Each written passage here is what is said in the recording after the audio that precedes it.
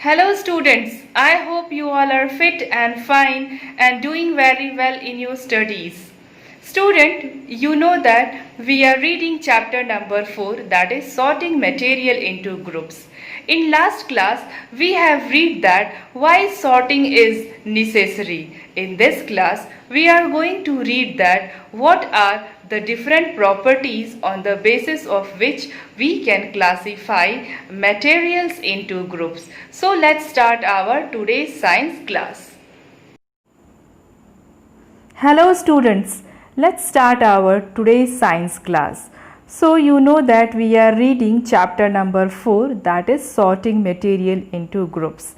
In last video, we had discussed that why it is necessary to sort material into groups, because similar type of material we will get at one place and it is very easy to study their properties.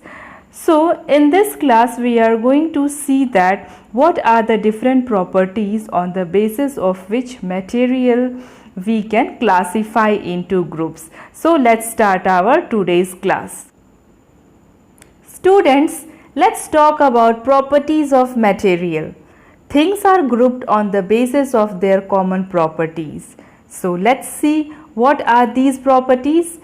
These properties are physical appearance, magnetism, state of matter and solubility, and conductivity. About all these properties we will discuss one by one. So let's start with physical appearance. Let's talk about sorting materials based on their physical appearance. What is physical appearance? So students, physical appearance means physical characteristic, means feature of object, that how objects are visible. So physical appearance means hardness, rough surface, luster appearance and transparency. It means that things can be grouped on the basis of their hardness, rough surface, lustrous appearance and transparency. So let's start with hardness. Students, let's talk about hardness. Some objects such as metals, stones and wood are difficult to compress. Compress means dabana. They are hard substances. So any object which is made up of metals or wood, really it is very hard to compress it. So they are considered as hard substance. Student, do you know that diamond is the hardest naturally occurring substance? Okay. Now things such as sponge and cotton are easy to compress. So they are grouped as soft material. So जो objects easily compress हो जाते हैं, जैसे cotton हो गया, sponge हो गया, so they are called as soft material. और जो ईजीली कंप्रेस नहीं होते हैं या जिनको बहुत ही it means we feel difficulty to compress, that substances are called as hard substances, like we have stone, metals and wood. Let's talk about roughness. Materials such as sandpaper, bricks and bark of trees have ridges on their surface. What is ridges? Ridges means hilltop like structure. यानी कि जब हम हिल जैसा structure objects में feel करते हैं, जैसे sandpaper को टच करने से या ब्रिक्स को टच करने से या बार्क ऑफ ट्री को जब हम टच करते हैं तो we feel what, hill like structure, that is called as ridges. These ridges make the surface rough. So because of the ridges we can feel that object is rough. Some objects do not have ridges on their surface, they are smooth in touch. So those objects do not have ridges on their surface, they are smooth one. For example, we have glass, silk and petal of flower have smooth surfaces. So student, it means that we can feel the roughness or smoothness of object by touching. So we can say that texture is an another property that can be used to sort out material into groups. So, by the help of texture, we can identify that which object is rough and which object is smooth. What is the meaning of texture? Texture means what? Feel. किसी चीज़ को जब हम touch करके क्या feel करते हैं, that is called as texture. Feel. So texture means feel, consistency. So I hope roughness is clear to you. So let's talk about luster. Luster means shine. Most of the metals have a shiny surface. तो जो metals होते हैं उनका surface बहुत ही shiny होता है, मतलब वो बहुत ही चमकदार होते हैं. शाइनी, वो शाइन करते हैं. आपने घर पे भी देखा होगा जो गोल्ड ज्वेलरीज है या जो किचन में आपके बर्तन हैं वो कितना शाइन करते हैं. Why? Because metals have a shiny surface. The shiny surface of metal is called luster.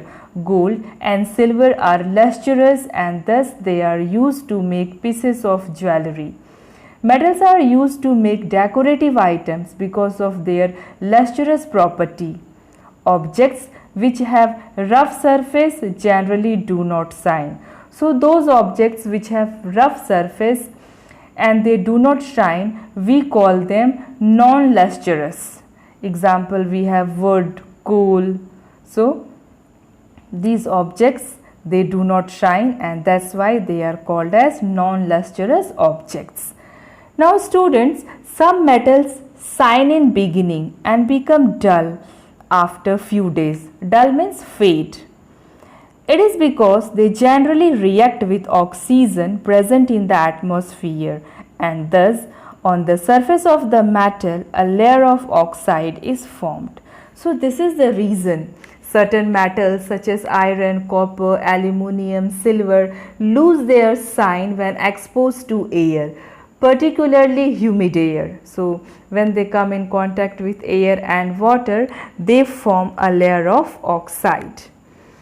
But their freshly cut surfaces show their characteristic shine.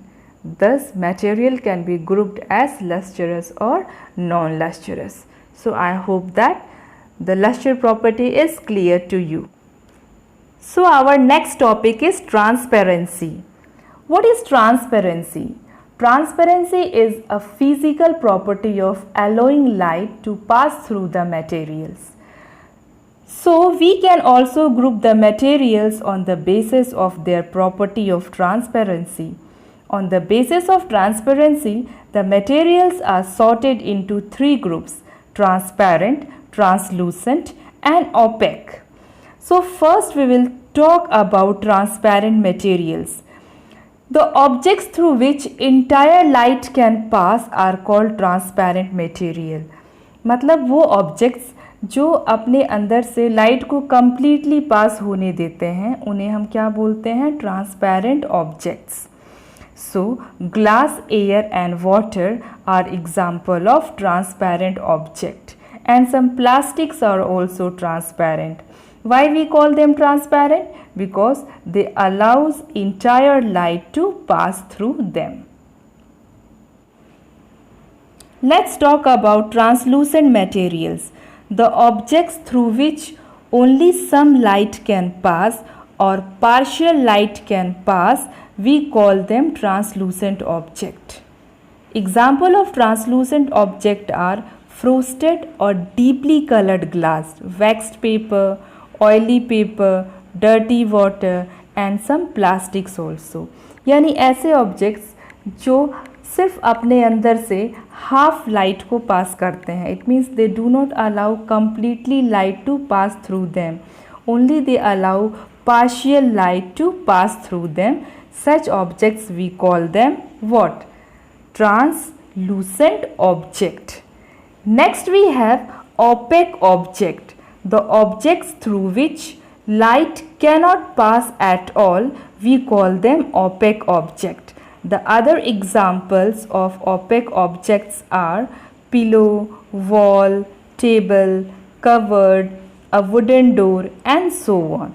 तो ओपेक ऑब्जेक्ट्स हम उन्हें कहते हैं जो अपने अंदर से लाइट को बिल्कुल पास नहीं होने देते. So such objects which do not allow light to pass them, we call them opaque objects. So student, that's all for today's class. Now your homework is that you have to make notes of this chapter and send me in group.